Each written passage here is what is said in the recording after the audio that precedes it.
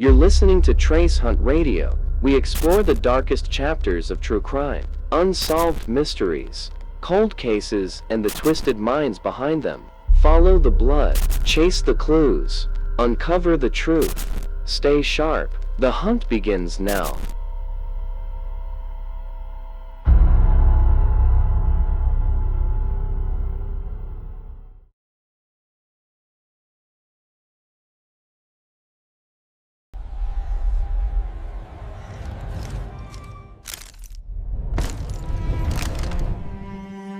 On the edge of the Blackwood estate, where ivy-strangled gates guard a crumbling manor long abandoned, locals whispered of strange dolls, delicate, lifelike figures glimpsed through broken windows, sitting silently in dusty rooms. For decades, it was dismissed as ghost stories, tales spun to keep children from wandering too close to the rotting mansion. But when police entered Blackwood Manor in 2012, they discovered that the stories were far more horrifying than anyone had imagined. Inside the decaying halls stood rows of porcelain dolls, each crafted with unnerving detail. Real hair, real teeth, even fingernails that looked disturbingly human. At first, investigators thought they had stumbled into the obsession of a deranged collector. But closer inspection revealed the truth. These weren't just dolls. They were monuments to murder. Each one contained pieces of the missing. Hair from victims, teeth pulled from skulls, and in some cases, hidden fragments of bone sealed within the porcelain shells. The dolls of Blackwood Manor were not toys. They were trophies. Each one told the story of a life taken and transformed into something grotesque. Tonight, we open the doors of Blackwood Manor, peel back the dust and porcelain, and expose the chilling secrets hidden within its walls. For decades, Blackwood Manor stood like a scar on the countryside, a hulking Victorian estate whose cracked windows stared out over the hills like blind eyes. Locals called it cursed. Children dared each other to touch its rusted gates and sprint away before night fell. Few dared to enter, and those who did claimed they heard the faint sound of whispering or saw faces staring back at them through glass when no one was inside. In 2012, the estate finally drew official attention. The property, long abandoned, was scheduled for repossession by the county after years of unpaid taxes. A team of inspectors arrived one rainy afternoon to survey the building. They expected rot, mold, maybe squatters. What they found instead froze them in place. The first room. The grand hall smelled of dust and mildew, its wallpaper peeling in long strips. Cobwebs draped the chandeliers like funeral veils. But it wasn't the decay that unsettled the inspectors. It was the dolls. Dozens of porcelain figures sat arranged on chairs, couches, and even stair steps, each facing the front door as if waiting. They were disturbingly lifelike, with glass eyes that gleamed in the dim light. Their hair looked too natural, their teeth too real. Each wore tattered clothing that seemed handmade. At first, one inspector joked that the house belonged to a collector. But the silence that followed told another story. Something about these dolls felt wrong, too human, too present. The upstairs rooms. As the inspectors moved deeper, the pattern grew worse. Entire bedrooms were filled wall to wall with dolls. Some sat neatly in rocking chairs. Others stood propped against wardrobes, their heads tilted at unnatural angles. In one room, a child's nursery, a crib held not blankets but a porcelain doll the size of a toddler. Its glass eyes were wide open, its hair thick and dark. On closer look, the inspectors realized it wasn't wig hair at all. It was real. One man vomited in the corner. Another refused to go further. The county called the sheriff's office immediately. The police enter. Deputies arrived within the hour, their boots crunching over glass and wood. Flashlights cut through the gloom. The dolls seemed to follow the beams with their unblinking eyes. One officer later said, "I've been in crime scenes for 20 years, but nothing prepared me for this. It felt like they were alive, waiting for us." Photographs were taken, evidence markers placed. But as forensics began their work, the truth became even darker. Hair samples from the dolls tested positive for human origin. Teeth embedded in porcelain mouths matched dental records from missing persons reports. And beneath the fragile shells of some dolls, fragments of bone had been sealed in plaster, hidden like grisly secrets. The awakening of a case. News spread quickly. The dolls of Blackwood Manor became a national headline. Who had made them? Who had lived here? And most importantly, whose remains had been trapped within these grotesque creations? The manor, once a crumbling relic, was now an active crime scene.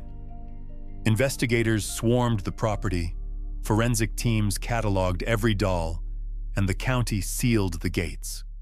The legend of Blackwood Manor had awakened, not as a ghost story whispered at campfires, but as one of the most chilling murder mysteries ever unearthed. When investigators cataloged the dolls found in Blackwood Manor, they treated each one as both art object and evidence. Each doll was photographed, tagged, and carefully packed for forensic testing. Out of more than 60 porcelain figures, at least 20 were suspected of containing real human material. Hair, nails, teeth, and even bone fragments turned the dolls from eerie artifacts into silent witnesses of murder. But who were they? Linking the missing to the dolls. The first breakthrough came from a single locket. One of the larger dolls, dressed in faded lace, wore a tiny silver necklace sealed into the porcelain at its neck. Forensics pried it free, and inside was a miniature photograph. A teenage girl smiling nervously into the camera. Detectives cross-checked it with old missing persons reports. The match was instant. Clara Mitchell, 16 years old, who vanished walking home from school in 1989. Her case had long been forgotten, written off as a runaway. Now, 23 years later, her hair was found rooted in the head of a doll. The pattern emerges. With Clara's case reopened, families across the county began calling the sheriff's office, wondering if their own missing loved ones might be among the dolls. Within weeks, investigators linked at least 4 more dolls to confirmed victims. James Riley, a 24-year-old mechanic who disappeared in 1991. His molars were embedded in the porcelain smile of a doll seated in the dining room. Angela Price, a nurse who vanished after her night shift in 1993. Her auburn hair was sewn meticulously into the scalp of a doll found in the nursery. David Cho, a college student last seen hiking in 1997. Bone fragments in one doll's torso matched his DNA. Evelyn Parker, a librarian who disappeared in 2001. Her wedding ring, bent and tarnished, was found cemented into the base of another doll. Each discovery tightened the net. The dolls weren't random curiosities. They were trophies, each marking a victim who had vanished without explanation. Families confront the horror. The reopened cases tore open old wounds. Clara Mitchell's mother, now frail and gray-haired, wept openly when shown photographs of the doll. "I prayed she ran away to a better life," she said through tears. "I never imagined this." James Riley's brother clenched his fists as he testified in interviews.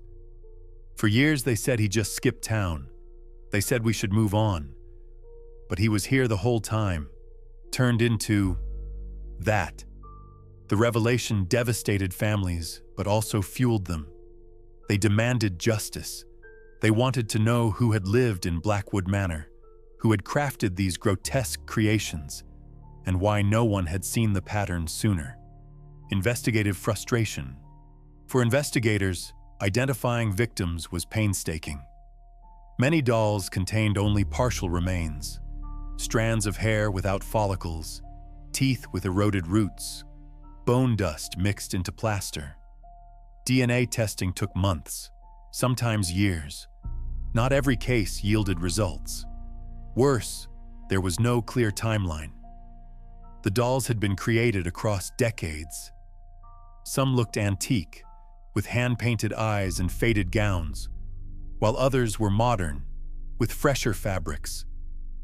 Whoever the dollmaker was, he had worked for a long time, possibly generations. The manor's hidden records. In a stroke of luck, a search of the attic uncovered a trunk filled with ledgers and receipts. While most were mundane, purchases of porcelain, paint, fabric, some contained cryptic notes. Clara captured summer 1989. Hair soft, strong, preserved. Angela, skin too thin. Best use, scalp. David, bones strong. Good fragments for torso mold. The handwriting was jagged, rushed, but it proved what everyone feared. The dolls weren't merely decorated with human remains. They were built around them. The first victims speak through porcelain. Every new link between doll and victim painted the same picture. Someone had been hunting, selecting, and preserving human beings as part of an unholy craft. The dolls were more than trophies.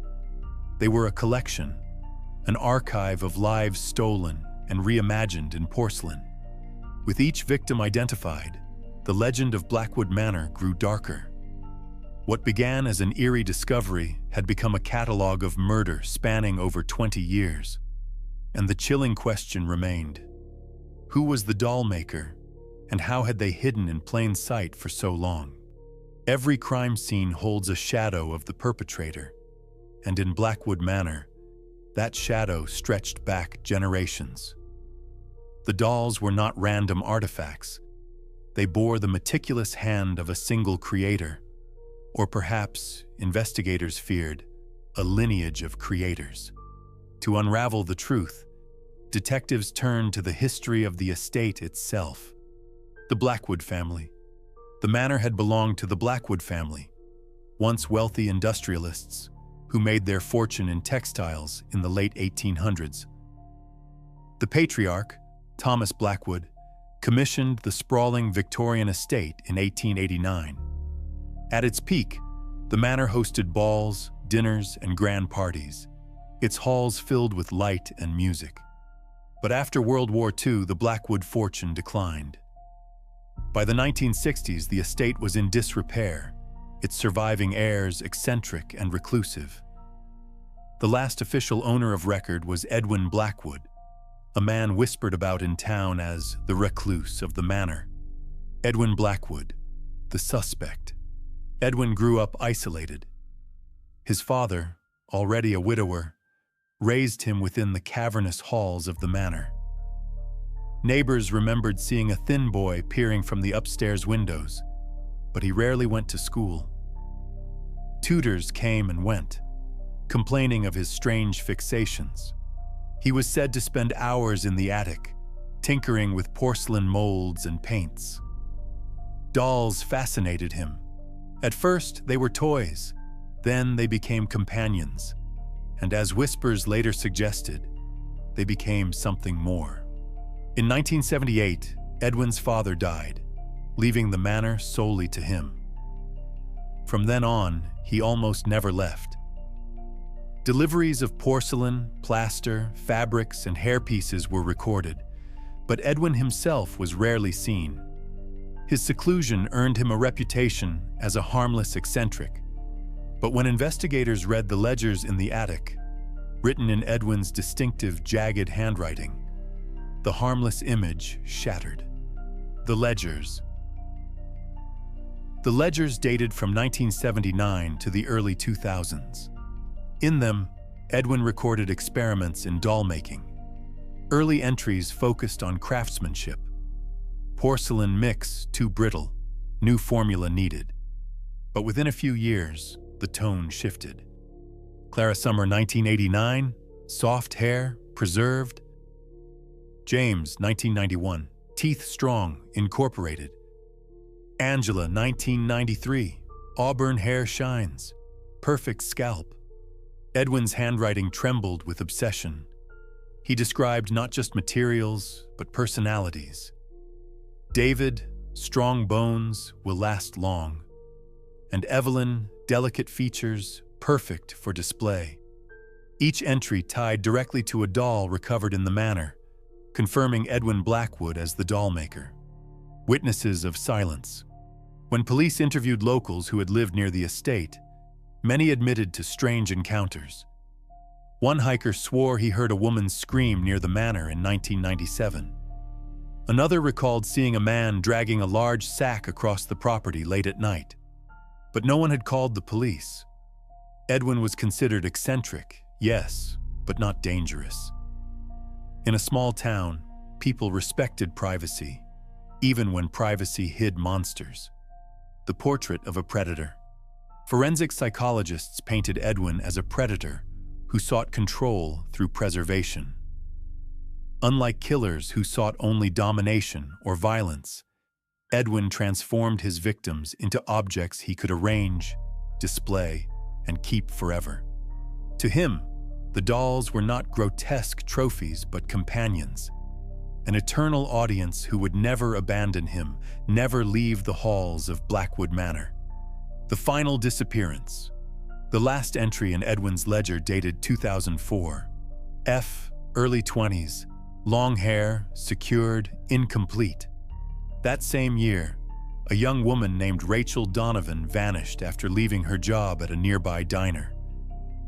Police investigated briefly, but found nothing. Rachel's case grew cold, filed away like so many others. Her doll was never recovered. What became of Edwin? Curiously, Edwin himself vanished not long after 2004. Neighbors assumed he had died alone in the manor, but no body was ever found during the 2012 investigation. Some theorized he fled when Rachel's disappearance drew too much attention. Others believed he died in the manor, his remains hidden as carefully as his victims. The truth remains unknown, but the dolls, the ledgers, and the bones they contained ensured his guilt. Edwin Blackwood, eccentric heir, recluse, and dollmaker, had transformed his family's legacy into one of the most chilling murder mysteries of the century. Reflection. In the end, the Dollmaker of Blackwood Manor was not a ghost, not a legend, but a man. A man whose loneliness, obsession, and cruelty turned porcelain into gravestones. And yet, with Edwin gone, one question remained. If he vanished in 2004, did his crimes die with him? Or did someone else inherit the art of Blackwood Manor? When police first carried the dolls from Blackwood Manor into evidence trucks, they seemed like macabre curiosities, eerie but fragile, relics of a recluse's obsession. But once they reached the forensic lab, those fragile figures cracked open the true horror of the case. Each doll wasn't just porcelain and fabric. Each was a vessel of the dead. The forensic examination. The dolls were dismantled piece by piece under sterile light. Porcelain heads were pried apart, torsos X-rayed, limbs scanned for density irregularities. What the machines revealed shocked even veteran investigators. Inside the hollow cavities of many dolls were fragments of human remains, jawbones, finger bones, even rib fragments cemented into place. Dr. Meredith Klein, the lead forensic anthropologist, described the process. It was as though he built them around the bodies. Sometimes it was only hair or teeth. Other times, bones had been used to form the structure. These weren't just dolls. They were coffins. The first breakthrough. One porcelain torso revealed a spine fragment fused with plaster. DNA confirmed it belonged to David Cho, the missing college student identified earlier. But this discovery proved something chilling. Edwin hadn't simply decorated his dolls with pieces of his victims. He had literally built their bodies into his creations. In some cases, bones served as structural support for dolls that stood upright. In others, teeth were embedded into jaws not as decoration, but as anchors for porcelain molds. The artistry was grotesque in its precision. The secret compartments. Several dolls contained hidden cavities sealed with wax. Inside were tiny personal objects, rings, watches, even scraps of paper with names or dates scrawled in Edwin's hand. One doll contained a baby's rattle, worn smooth from age. Another held a pressed flower, dried and brittle. To Edwin, these were not random trophies. They were signatures, tokens preserving not only the victim's body, but fragments of their identity. Each doll was both artifact and archive. Catalog of horror. Forensic teams began a meticulous catalog. Doll 14 contained a jawbone with 4 intact teeth, matched to James Riley. Doll 21, hair sample, auburn, confirmed as Angela Price. Doll 37, rib fragment, DNA inconclusive, but suspected female, mid-20s. Doll 42, entire finger bone, including nail bed.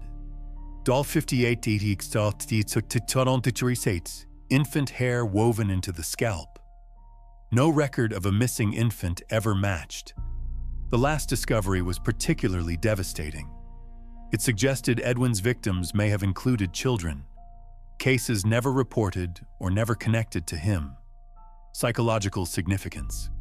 Psychologists analyzed the use of bones within porcelain as an extension of Edwin's obsession with permanence.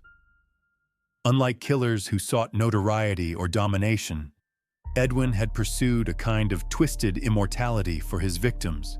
He did not discard them. He curated them. One profiler explained, "For Edwin, death wasn't the end. It was transformation. He took lives and rebuilt them into something that could sit beside him forever." That was his version of companionship. But the forensic truth stripped away any illusion of reverence. These dolls weren't companions. They were cages, prisons that trapped fragments of the dead within lifeless shells. The scale of the crimes. By the end of the examination, at least 23 dolls contained confirmed human remains. Another dozen contained inconclusive fragments that may have been bone dust or degraded tissue. That meant Edwin's victims numbered in the dozens, perhaps more. Combined with the ledgers, investigators estimated he had killed between 25 and 40 people over 3 decades. The dolls, once grotesque curiosities, had become evidence of mass murder. A chilling discovery. Among the last dolls examined was a figure larger than the others, seated in a rocking chair when found in the manor's nursery. Inside its hollow torso, forensic teams discovered something different. Not bone, but a nearly complete human skull. The skull belonged to Rachel Donovan, the diner waitress who vanished in 2004. Her disappearance had marked the final entry in Edwin's ledger. Incomplete. Now investigators understood why. The doll was unfinished, its porcelain cracked, its paint half applied. Edwin had attempted to incorporate her body, but never completed the process. Her remains were entombed in plaster, abandoned when his own disappearance ended the cycle. Reflection. Forensic science gave the victims their voices back.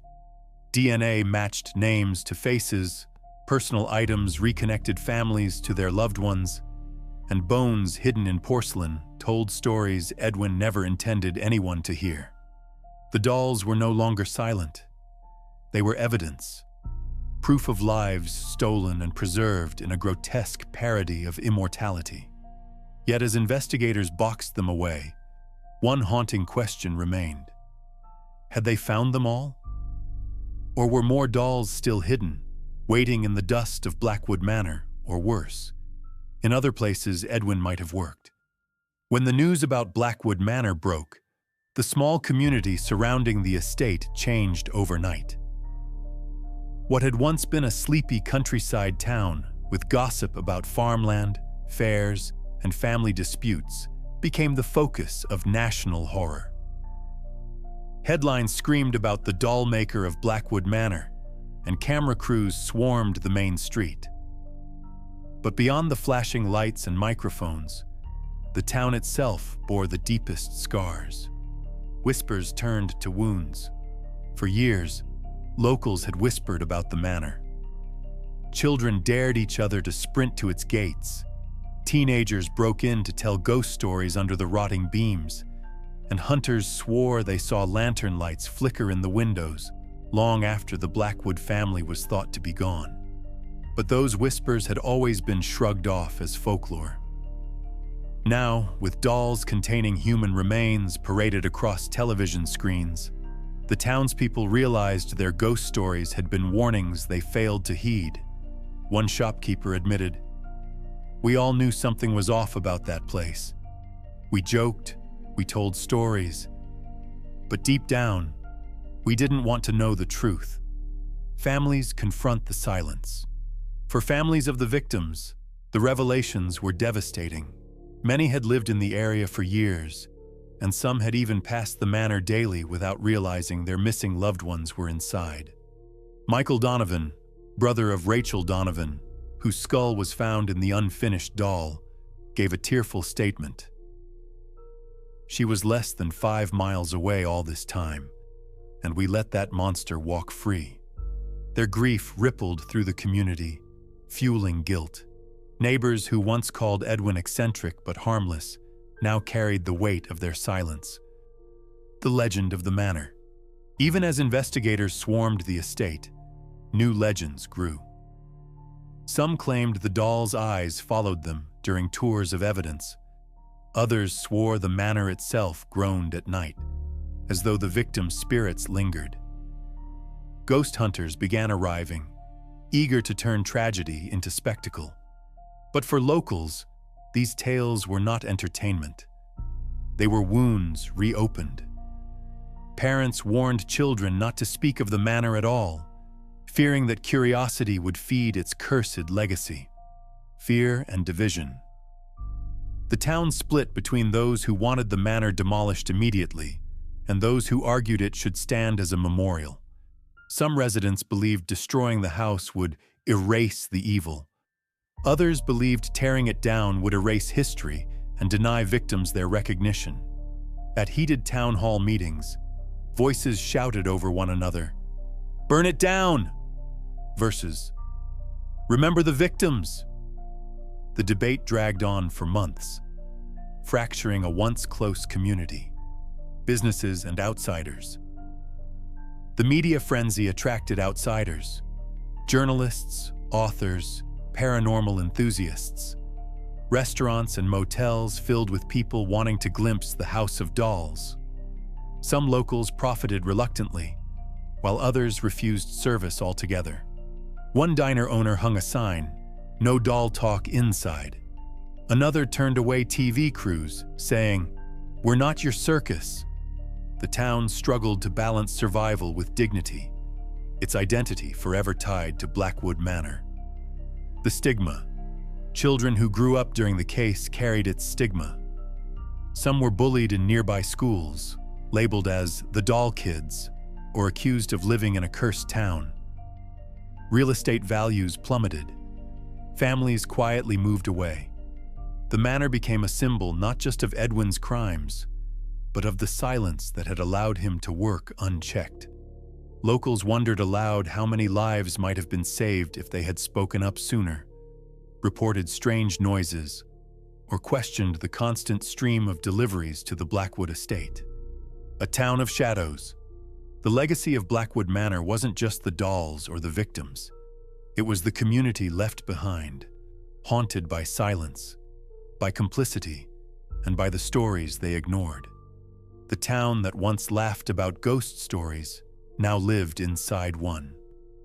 Every cracked window and every creaking board of the manor reminded them that monsters thrive not only in shadows, but in communities unwilling to look too closely at what hides in plain sight.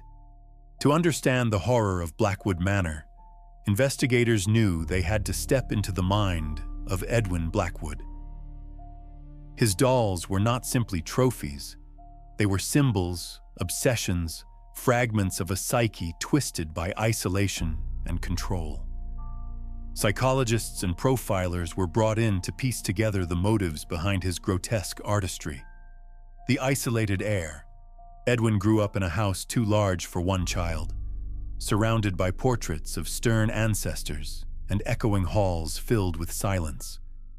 His father, described as cold and authoritarian, rarely showed affection. Tutors recalled Edwin as polite but withdrawn, his interests limited almost entirely to dolls and crafting. By adolescence, dolls were no longer toys but companions. Where other children played with friends, Edwin dressed and arranged porcelain figures, talking to them for hours. This solitary attachment planted the seeds of his later obsession. Dolls never abandoned him, never judged, never left.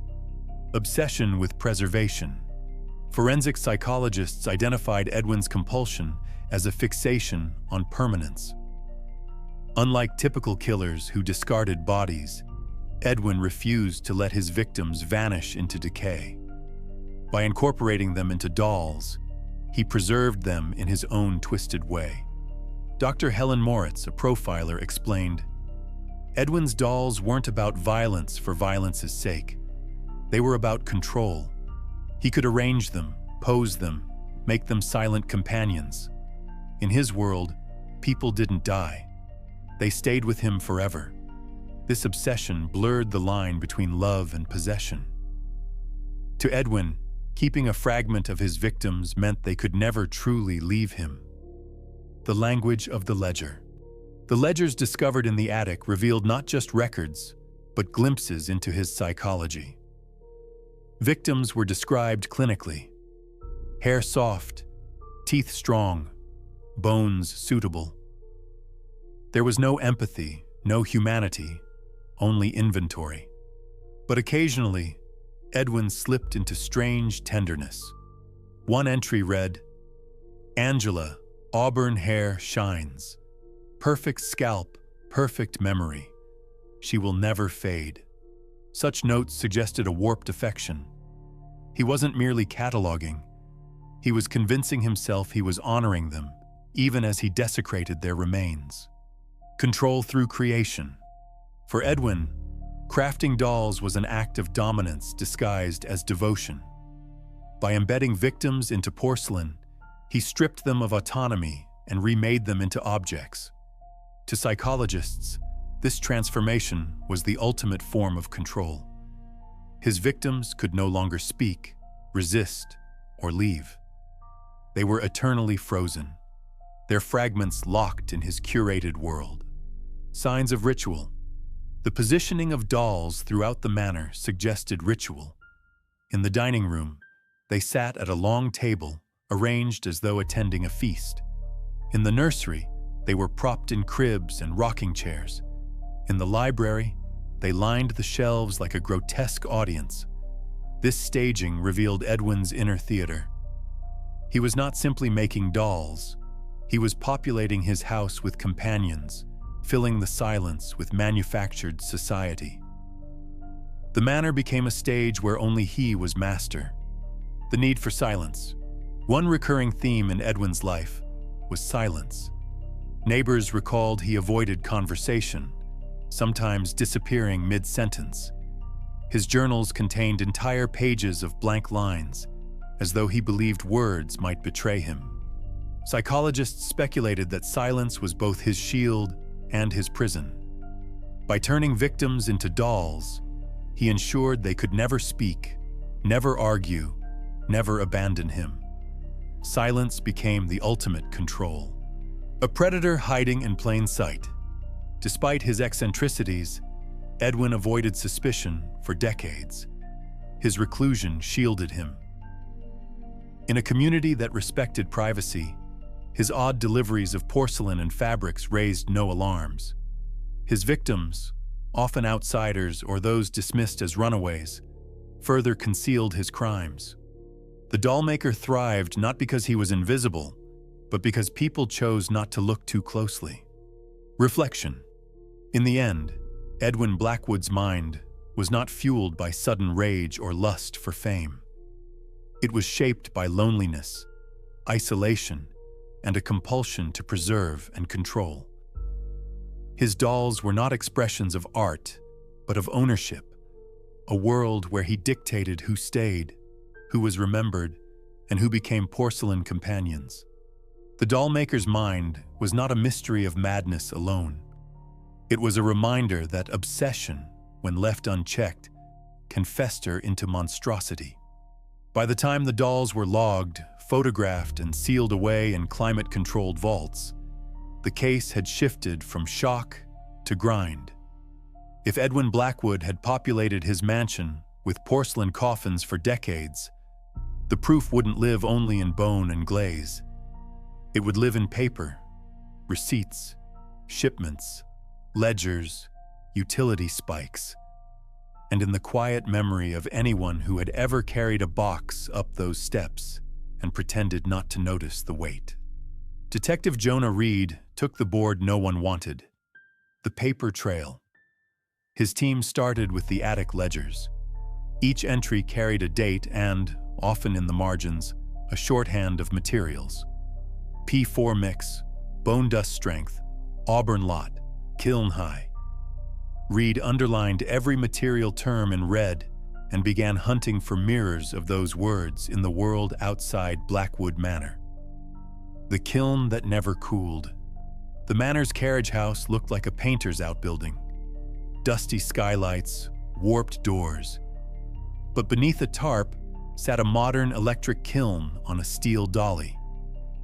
The manufacturer's plate was half oxidized, yet the serial number was legible. A subpoena to the company yielded a shipping manifest. The kiln had been purchased in 1995 through a third-party distributor, delivered to E. Blackwood Service Entrance. County utilities filled in the rest. In a house that otherwise sipped power, no TVs, no computers, the meter spiked in unmistakable waves, 3 to 5 hour surges at irregular intervals, often after midnight. When Reed's analyst graphed the spikes against known disappearance dates, lines overlapped like scars. It wasn't perfect. Edwin's cycles stretched across weeks, but a pattern emerged. After a victim vanished, the manor glowed. Forensics scraped the kiln's firebrick channels and recovered a pale, powdery residue embedded in the pores. The lab report was careful. Calcined calcium phosphate consistent with bone ash. But it didn't have to say the word human for everyone to hear it. Bone china, the kind prized for strength and translucency, uses bone ash as a component. Edwin's notes, bone dust strength, read like a perverse echo of an artisan's handbook. Hair by the pound. The attic trunk of receipts was more than housekeeping. One folded packet traced years of purchases from wig suppliers and salon brokers who aggregated human hair lots. Edwin had paid in postal money orders and bank drafts drawn from the Blackwood family trust. Old money that made nosy questions feel impolite. Reed's team called the brokers. At first, they described a fussy but forgettable client, specific about length and color, obsessive about cuticles aligned in the same direction, details a dollmaker would care about. But the requests grew eerie in hindsight. Edwin often ordered hair in shades that matched victims identified from the dolls. 16 inches, auburn, no dye, child brown, very fine. The dates sat dangerously close to those disappearances. A broker in Boston remembered something else. He sent back a lot once, she said. said it smelled of bleach, wrote, "Memory must not be erased." I thought it was poetic. Reed circled the line. Edwin hadn't only wanted hair, he wanted history, unaltered, intact. The porcelain stream. The ledgers referenced P4 mix, Limoges, and bisque test. A specialty ceramics shop 2 counties over confirmed regular shipments of high-grade porcelain, pigments, and plaster bandages. The owner produced an old order card. E. Blackwood prefers unfired slip, extra fine. Notes: no chipping on delivery. He lowered his voice as he handed it over. He always asked me to stack the crates quietly, never wanted a scene. Delivery logs placed vans at the service road that curved behind the hedges, unseen from the lane. Drivers remembered the silence more than the man. "Door was already open," one said. "You roll the dolly in, you don't look around." The library ledger.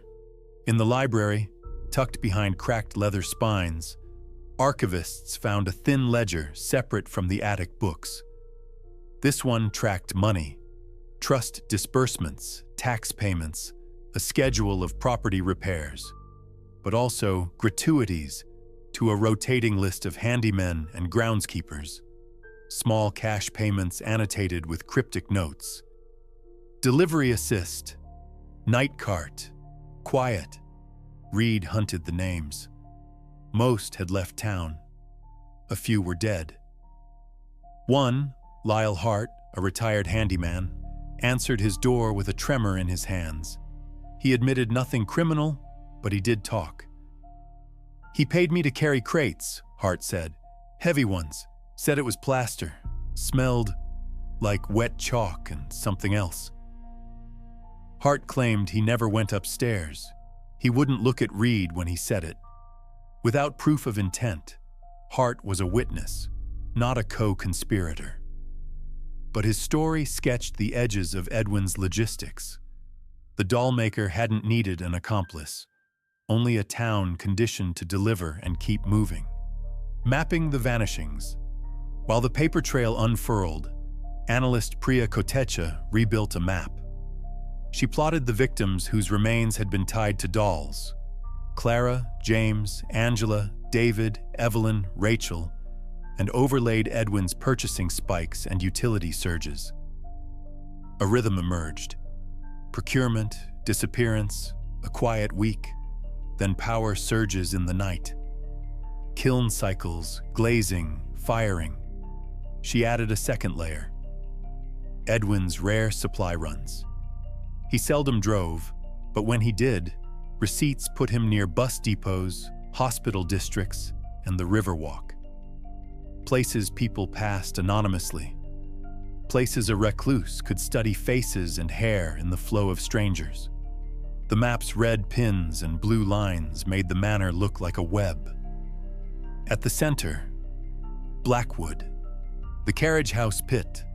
Ground-penetrating radar swept the carriage house and flagged a rectangle of disturbed soil beneath the kiln dolly. Excavation revealed a shallow pit lined with broken plaster and glaze shards, a dump of failures. Forensics sifted it like archaeologists. They found slivers of porcelain fused to hair, bits of tooth enamel embedded in slag, the faint curve of a phalange, too fragmented for DNA but undeniable in shape. Edwin had a discard pile. Not every companion survived his process.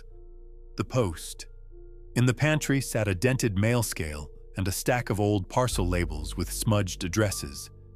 Most were for supplies coming in, but a handful were for parcels going out. Small, infrequent shipments with vague descriptions. Ceramic samples, restoration pieces, bisque heads. They were addressed to antique dealers in 3 states who specialized in restoration parts. Reed made the calls. 2 dealers had records. Small consignments of doll heads and hands, hairline cracked, but museum quality. The parts sold for cash through middlemen at fairs. No one kept the buyer names. The possibility chilled everyone. Pieces of Edwin's work, his practice or his cast-offs, had left the manor long before the police arrived. None were linked to human material, but the chain of custody was smoke. How many of his objects now sat on shelves as curios, their origin unspoken? The apprentice question. Rumors of an assistant bloomed as they always do.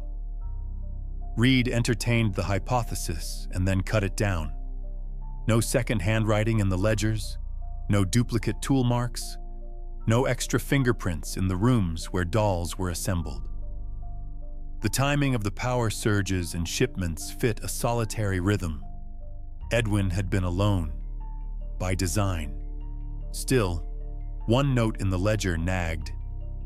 Teach? No. Silence keeps. Psychologists read it as confirmation of isolation. Reed read it as a warning. The pattern becomes a case. By winter, the paper trail had solidified into a prosecutable spine. Kiln acquisition and power analytics tied to disappearance windows. Porcelain, pigment, and plaster purchases aligning with build cycles. Hair lot invoices matching victims' characteristics and dates. Broker statements confirming Edwin's precise, unsettling specifications. Carriage house residue chemically consistent with bone ash. Outgoing parts consignments showing a broader pattern of production and concealment. Trust disbursements and handyman gratuities explaining the logistics of heavy movement without questions asked. Taken together with DNA from dolls and the attic ledgers, the narrative was no longer theory. It was architecture. The last blind corner. One gap remained, where Edwin went after 2004. Bank drafts stopped. Utility use dipped into the baseline hum of a haunted house.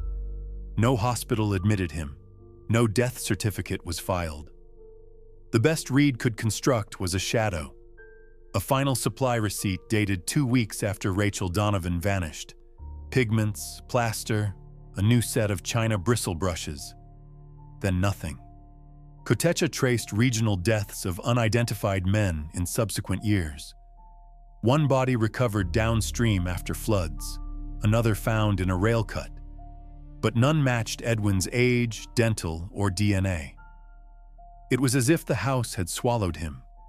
Reed stood in the nursery one last time. The unfinished doll's cracked glaze catching a blade of winter sun. Incomplete, Edwin had written. Was that the line for Rachel or for himself? What the paper couldn't say, the deeper the investigation burrowed, the plainer a truth became. Blackwood Manor hadn't hidden Edwin's crimes with walls. Polite habit had. Delivery drivers who didn't ask. Brokers who loved a fastidious client. A town that called a recluse harmless because they preferred their legends soft. The paper trail told a story of craft and concealment. The dolls told the rest. The deeper the investigators dug into Blackwood Manor, the louder the questions grew outside its gates. What was to be done with Edwin Blackwood's legacy? The dolls, the ledgers, the evidence that blurred the line between art and atrocity. Families demanded closure. Journalists demanded access. Lawyers circled, and the courts prepared for what would become one of the most unsettling public reckonings in the county's history. The grand jury. In early 2013, a grand jury convened to hear the case. Prosecutors laid out the evidence. The journals, DNA results, forensic reports, and the chilling catalog of dolls containing human remains. Without a living suspect in custody, Edwin had disappeared years earlier. The trial could not proceed in the traditional sense, but the jury's task was larger: to determine how to classify the case, how to recognize the victims, and whether others had been complicit through silence or neglect. Families of the missing crowded the courthouse steps, holding faded photographs of loved ones. For the first time, their stories were given official voice. Mothers testified about reporting their daughters missing only to be told they had probably run away. Brothers described searching the woods alone when police wouldn't help. The grand jury didn't just indict a man, they indicted a culture of dismissal. The fate of the dolls. Perhaps the most heated debate was what to do with the dolls themselves. Prosecutors insisted they were evidence. Families saw them as grotesque prisons for their loved ones. Some demanded they be destroyed after DNA testing, reduced to dust so the victims could finally rest. Others argued they should be preserved, sealed in archives as a record of the crimes. The court heard arguments from museum curators, ethicists, and psychologists. One curator warned that destruction would erase forensic history. A mother shouted from the gallery, "That's not history. That's my daughter's hair in a glass-eyed corpse." In the end, the court ordered the dolls sealed in a secure evidence vault indefinitely, inaccessible to the public.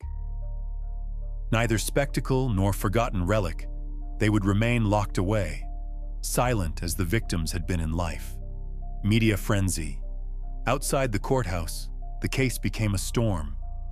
Documentarians jostled for interviews, and every detail of the evidence was dissected on late-night shows and crime podcasts.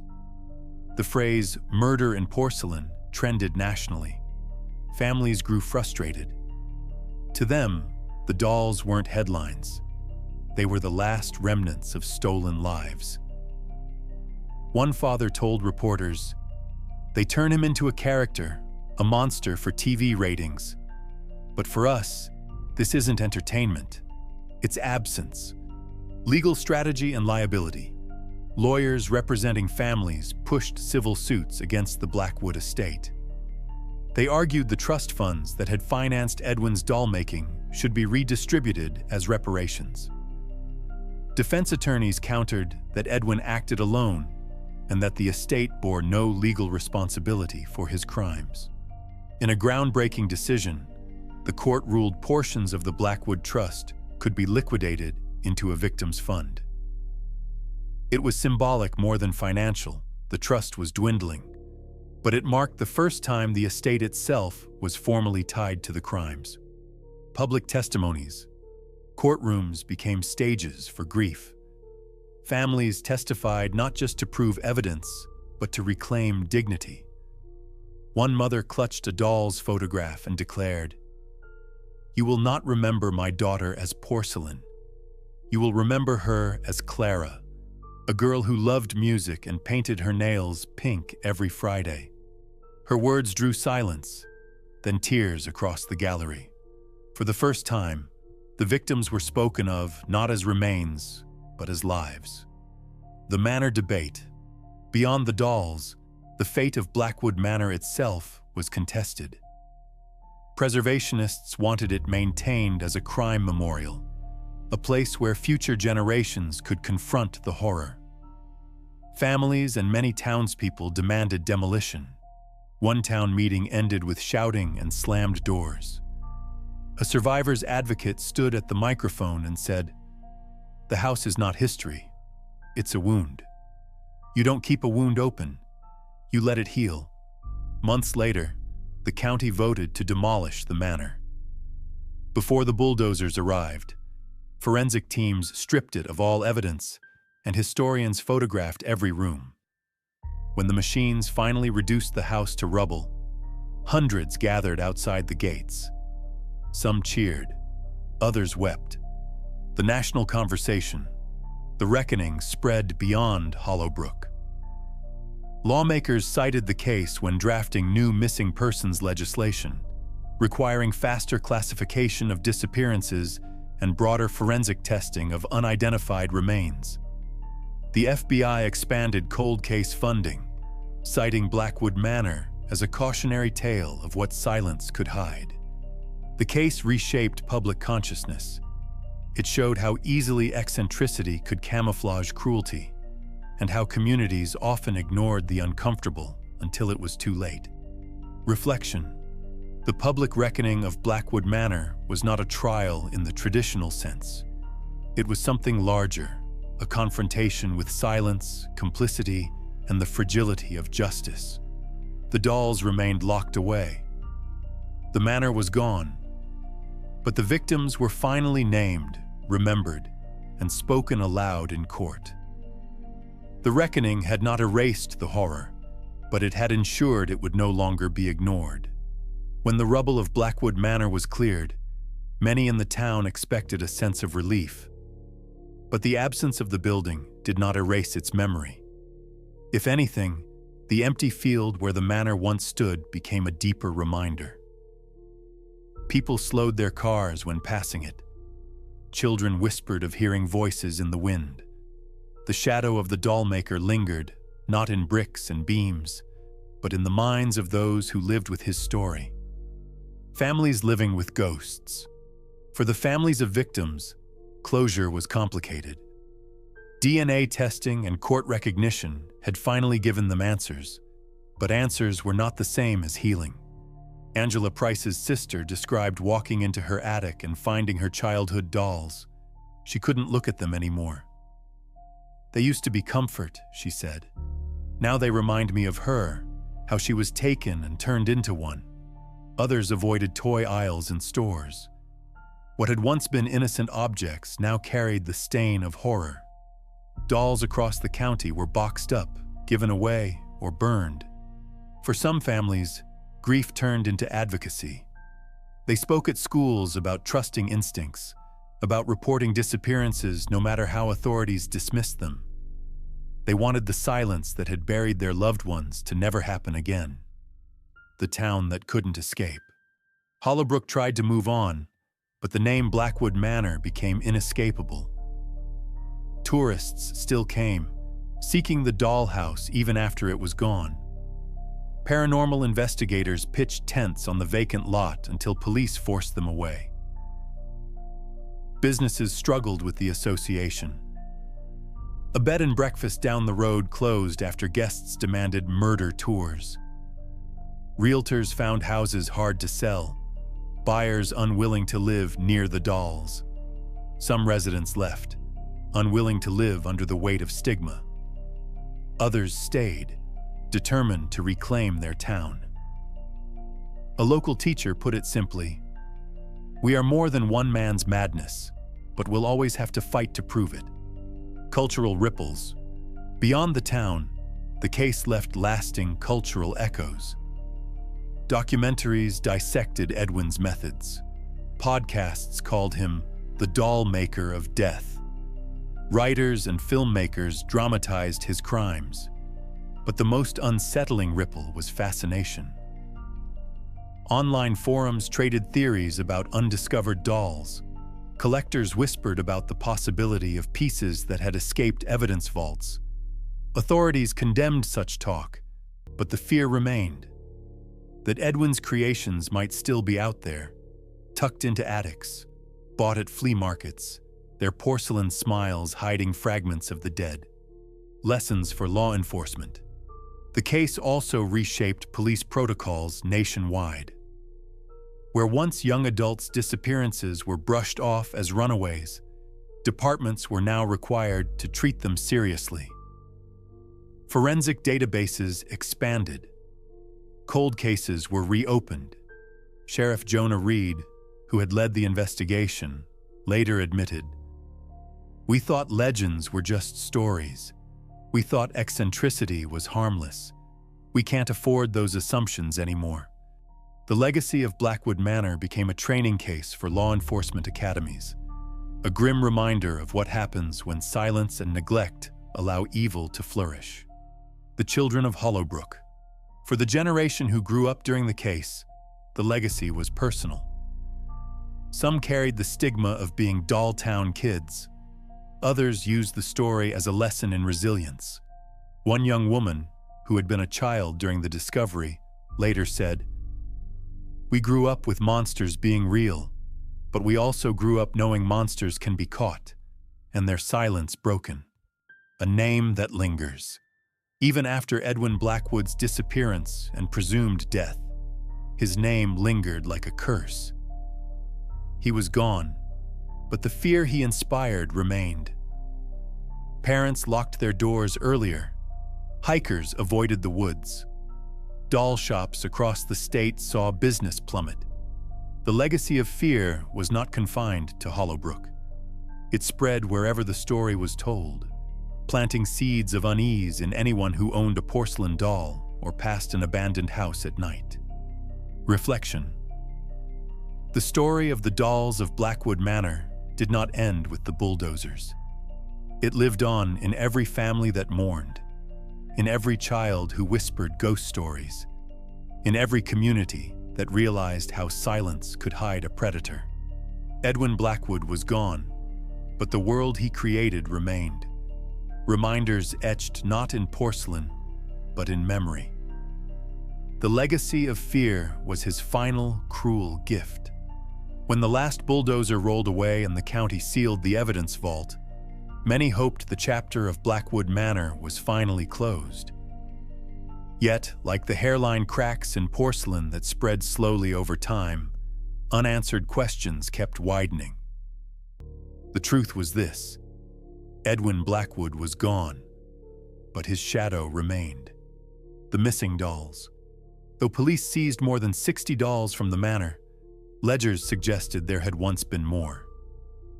Pages referenced figures that were never recovered.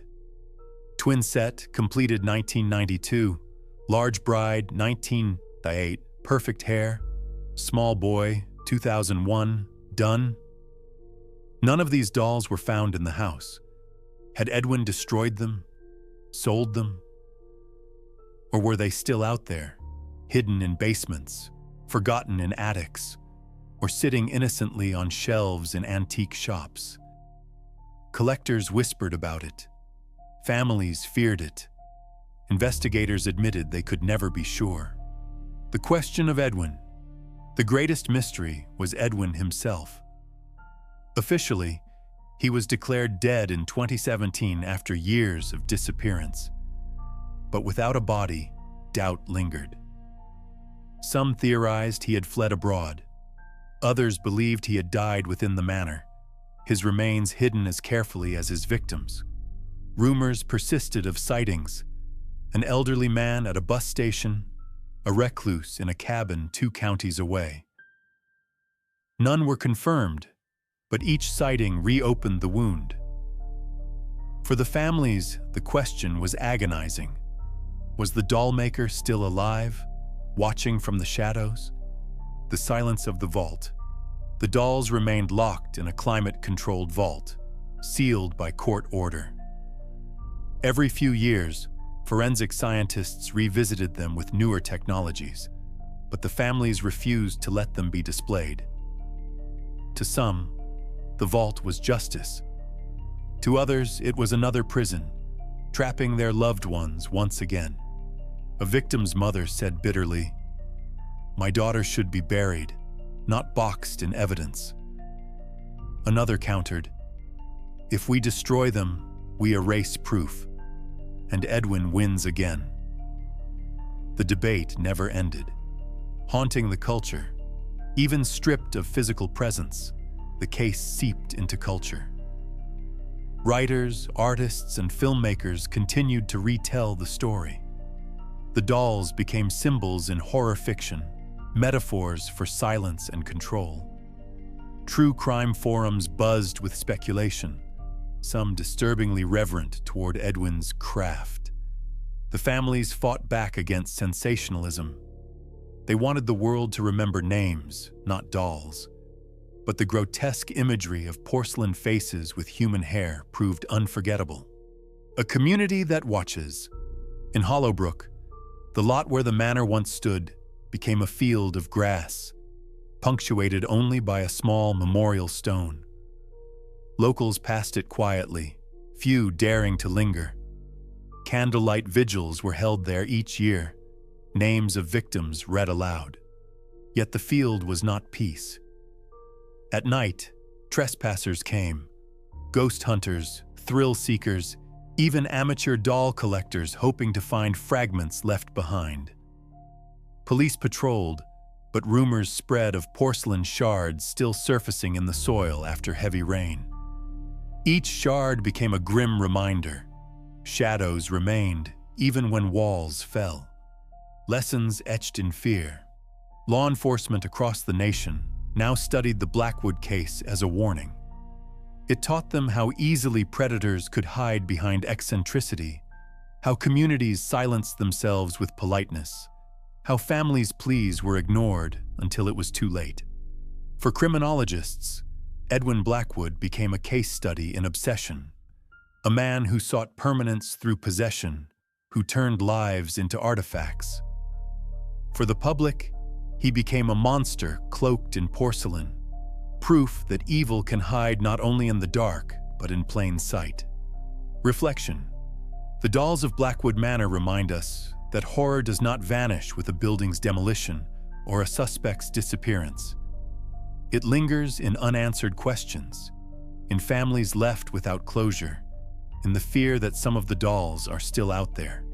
Shadows remain not because we cannot see them, but because we know they exist, waiting, silent, like porcelain faces in the dark.